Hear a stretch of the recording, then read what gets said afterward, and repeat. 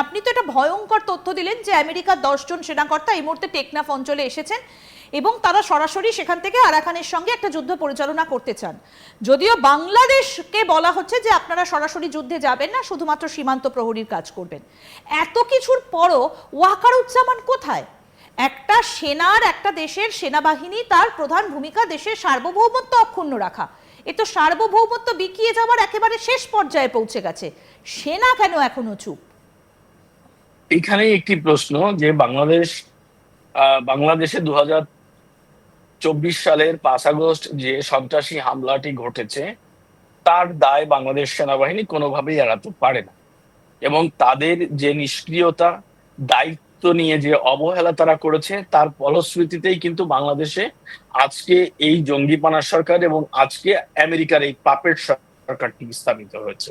এবং আমি আগেও তোমার এই শোগুলোতে বলেছি যে বাংলাদেশে সেনাবাহিনী প্রধান মানে শেখ হাসিনা বাংলাদেশ ছেড়ে ভারতে চলে যাওয়ার পর সেনাবাহিনী প্রধান ওয়াকারুজ্জামান, জেনারেল ওয়াকারুজ্জামান কিন্তু বাংলাদেশের মানুষকে কথা দিয়েছিলেন যে আমরা এখন থেকে বাংলাদেশ সেনাবাহিনী আমার নেতৃত্বে এই ক্ষমতাটি বা এই প্রশাসনিক ক্ষমতাটি আমি গ্রহণ করলাম এবং বাংলাদেশকে একটি গণতান্ত্রিক রাষ্ট্র ব্যবস্থায় ফিরিয়ে না দেওয়া পর্যন্ত আমার এই যুদ্ধ অব্যাহত থাকবে। এবং তারপরে উনি একটি সরকার গঠন করলেন। কিন্তু সেই তো সরকার গঠন এখন বিষ বাউ জলে। হ্যাঁ, এখন বিষয় হলো যে দেখো 5 আগস্ট 2024-এর পর থেকে আজকে এপ্রিলের 20 তারিখ, এই 8 মাসের অধিক সময় ধরে বাংলাদেশের যে মানুষের উপর নির্যাতন নিপীড়ন, সংখ্যালঘু হত্যাকাণ্ড, নির্যাতন নিপীড়ন, বাংলাদেশে মুক্তিযুদ্ধের চেতনার উপর আঘাত, মুক্তিযোদ্ধাদের গলায় জুতোর মালা, বাংলাদেশে ইসলামিক জঙ্গিবাদীদের যে উগ্রবাদীদের যে কি বলে এটাকে যে আস্ফালন, তা কিন্তু আজকে গোপন নেই। সারা বিশ্ব, সারা পৃথিবী কিন্তু তা একযোগে বলছে। আজকে শুধু ইন্ডিয়া বলছে তা না, আজকে আমেরিকার মতো দেশ থেকেও কিন্তু সে কথা বলা হচ্ছে যে আমেরিকা তাদেরকে সাপোর্ট করে গভর্নমেন্ট এনেছে। সে দেশের কিন্তু গণমাধ্যম বলছে, আজকে রাশিয়া বলছে, আজকে সারা পৃথিবী উদ্বেগের কারণ। ইভেন আজকে কিন্তু আরেকটি মজার খবর, মজার ঠিক না, মজার বলাটা আসলে উচিত হবে না, একটি আতঙ্কের বা উদ্বেগের খবর এটি, যে এই মুহূর্তে কিন্তু দ্বিতীয় দফার মতো আমেরিকা আমাদের যে পার্বত্য চট্টগ্রাম এলাকায় তাদের যারা বাংলাদেশে তাদের যে নাগরিকরা রয়েছেন, সাধারণ নাগরিকরা, তাদেরকে কিন্তু ঢোকার জন্য নিষেধাজ্ঞা জারি করেছে বা বিচরণের জন্য নিষেধাজ্ঞা জারি একদম করেছে। কেন? একদম। তাহলে ওই জায়গাটি নিশ্চয়ই এখন উত্তপ্ত পরিস্থিতি বা ওইটা নিয়ে যে একটা ষড়যন্ত্র বা ওখানে নিয়ে একটা পরিকল্পনা আটা হচ্ছে, এটি কিন্তু এ থেকেই বোঝা যায়। তাদের জনগণকে সেভ করার জন্য তারা ওই এলাকার লোক পাঠাচ্ছে না। তার মানে কি ওই এলাকাটা যুদ্ধ প্রস্তুতি হয়ে গেছে। এখন শুধু আনুষ্ঠানিকতা, আমার কাছে মনে হয় আনুষ্ঠানিকতাটা মাত্র আর কি।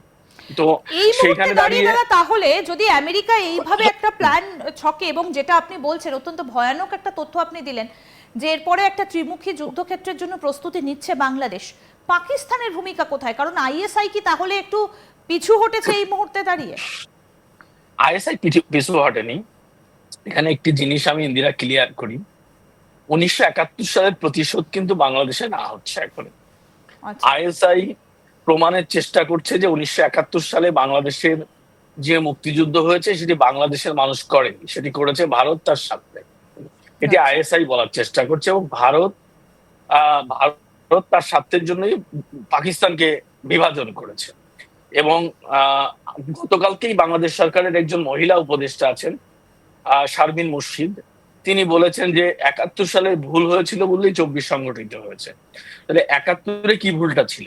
71-এ মুক্তিযুদ্ধ করে 30 লক্ষ শহীদ আত্মত্যাগ করে 2 লক্ষ মা বোন নিজের ইজ্জত দিয়ে এই দেশটাকে স্বাধীন করাটা ভুল ছিল, নাকি পাকিস্তানের সাথে বিভাজন হওয়াটা ভুল ছিল?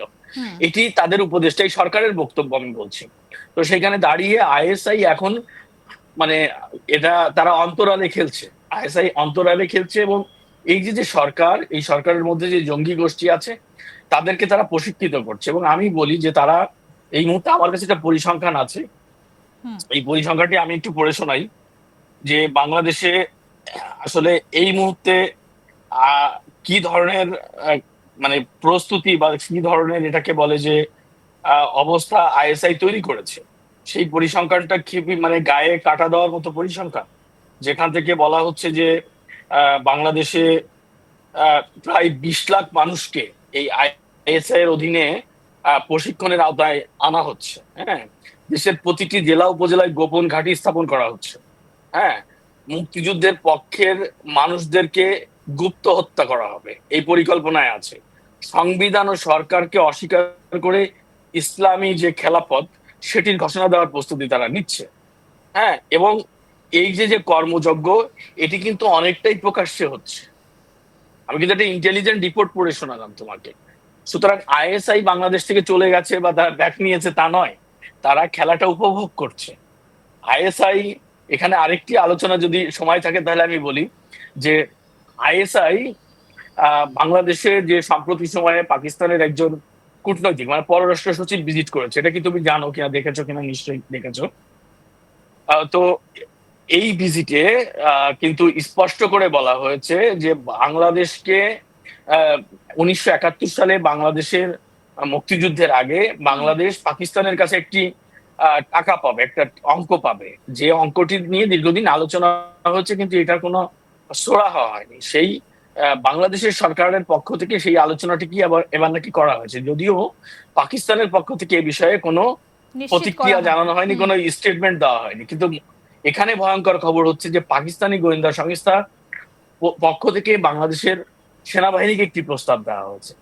কারণ এখানে তো প্যারালাল গভর্নমেন্ট আছে, ইউনুসের কিন্তু প্যারালাল একটি গভর্নমেন্ট হচ্ছে বাংলাদেশ সেনাবাহিনী। কারণ এখানে সেনাপ্রধান এবং ইউনুস ডিফারেন্ট প্রোগ্রামে যাচ্ছে, মনে হচ্ছে যে বাংলাদেশের দুটো সরকার ব্যবস্থা এখন। সেই জায়গায় দাঁড়িয়ে তারা সেনাবাহিনীকে একটি প্রস্তাব দিয়েছে। ফাটলটা এক প্রকার স্পষ্ট হয়ে গিয়েছে।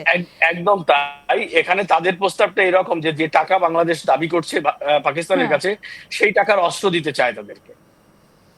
তো সেই অস্ত্র তারা বাংলাদেশকে দিতে চায়। তাহলে এই অস্ত্রটি কেন, কার বিরুদ্ধে, কিভাবে ব্যবহৃত হবে, এটি তো স্পষ্ট যে আগামী দিনে বাংলাদেশের পরিস্থিতি আরো যে খারাপ হচ্ছে সেটা আর এই মুহূর্তে দাঁড়িয়ে বলার অপেক্ষা রাখছে না। এটাই বলছি যে মানে আমি যে প্রশ্নটি তুমি করলে যে আইএসআই থেমে আছে কিনা, আইএসআই থেমে নেই। আইএসআই বাংলাদেশটাকে 1971-এর প্রতিশোধ হিসেবে নিয়েছে এবং এই সুযোগটা তারা আর কখনো পায়নি অতীতে, ভবিষ্যতে পাবে কিনা তাও জানা নেই। সুতরাং এখন তারা তাদের সর্বোচ্চ দিয়ে মানে মোটামুটি বাংলাদেশটাকে অশান্ত করার যে প্রক্রিয়া সেটি তারা চালিয়ে যাচ্ছে। দাদা অনেক ধন্যবাদ আপনাকে। বেশ কিছু গুরুত্বপূর্ণ তথ্য আপনি দিলেন এই মুহূর্তে দাঁড়িয়ে আমাদেরকে, এবং এরপরে পরিস্থিতি কোন দিকে যাচ্ছে সেটা কিন্তু এই মুহূর্তে দাঁড়িয়ে গোটা বিশ্বের কাছে একটা মাথা ব্যথার কারণ হয়ে দাঁড়াচ্ছে। তাহলে কি পরবর্তী যুদ্ধ এই বাংলাদেশ কেন্দ্রিকই হতে চলেছে? আমাদের নজর অবশ্যই থাকবে।